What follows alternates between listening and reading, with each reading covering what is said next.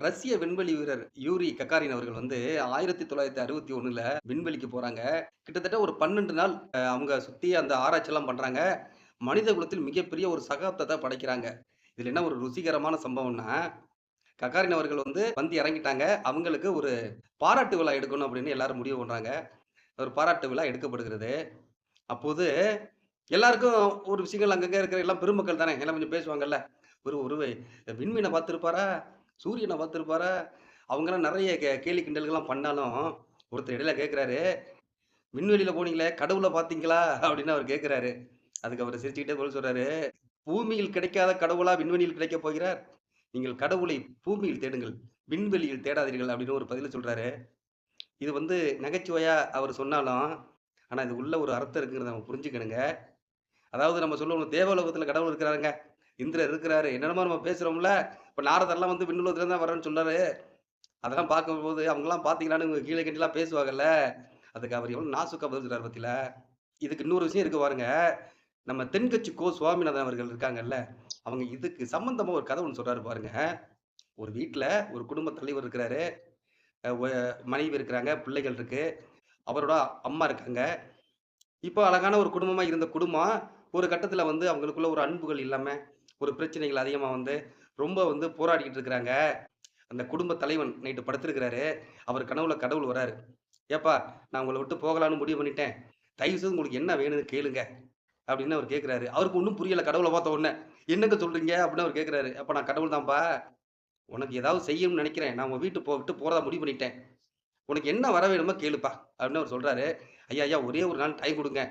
என் பொண்டாட்டி என்ன கேட்குறான்னு எனக்கு தெரியாது. நாளைக்கு என்ன வேணுங்கிறத சொல்றேனே." அப்படின்னு அவர் சொல்றாரு.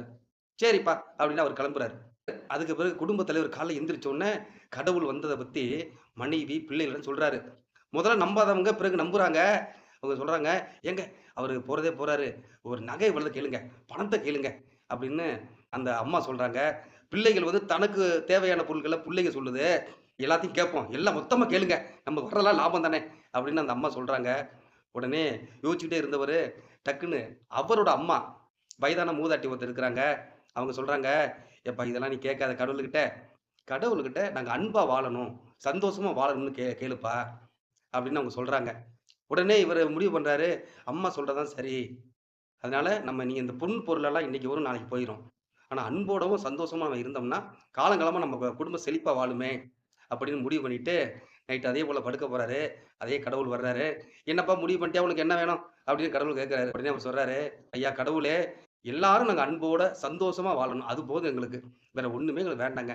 உடனே கடவுள் சொல்றாரு, "ஏப்பா நீங்க சந்தோஷமா இருந்தா, அன்பா இருந்தா நான் ஏன்யா உங்கள விட்டு போப்போறேன்? நீங்க அடிச்சுக்கிட்டு சண்டை போட்டு கிடக்கிறதுனால உங்கள விட்டு நான் போறேன்." அப்படின்னு அவரு சொன்ன உடனே, இவருக்கு ஒண்ணும் புரியல. "ஆமாப்பா, உங்க குடும்பத்தில நீங்க சந்தோஷமா, அன்பா இருக்கும்போது, நான் ஏன்ப்பா உங்கள விட்டு போப்போறேன்? நீங்க அன்பாவே இருங்க. நானும் உங்களோடவே இருக்கிறேன்." தென்கட்சி சுவாமிநாதன் அவர்கள் ஒரு கதையில பதிவு பண்ணுவாரு. அதுபோல கடவுள போய் நம்ம விண்வெளியில ஏங்க தேடணும்? நமக்குள்ள இருக்கிற சக மனிதர்கள் அன்போடு, பண்போடு, ஆதரவோடு இருந்தோம்னா, கடவுள் இங்க தானங்க இருக்கிறாரு. அத தெளிவா தென்கட்சி சுவாமிநாதன் அவர்கள் பதிவு பண்றாரு பாத்தீங்களா? இந்த கதைய நான் எங்க படிச்சேன் தெரியுமா? எழுத்தாளர் ஏ.பி. ஜனகராஜ் அவர்கள் எழுதிய ஒரு கதைங்க இது. கதை இல்ல, நிஜம். "மூத்தோர் சுவடுகள்" அப்படிங்கிற ஒரு புத்தகத்துல இருந்து படிச்சேன். இது கங்கை பதிப்பகம் அப்படி வெளியிட்டிருக்கு. எல்லாரும் வாங்கி படிங்க. ரொம்ப ஆரோக்கியமா நல்ல விஷயம். கடவுள் இருக்கிறாரா? இல்லையாங்கிற கேள்வி நமக்கு இல்லங்க. நம்மிடத்தில் கடவுள் இருக்கிறார். அத பராமரிக்க வேண்டியது நம்மளோட கடமை தான் அப்படிங்கிறது தான் இந்த கருத்து சொல்லுது. எல்லோரும் தேடுவோம் கடவுளை.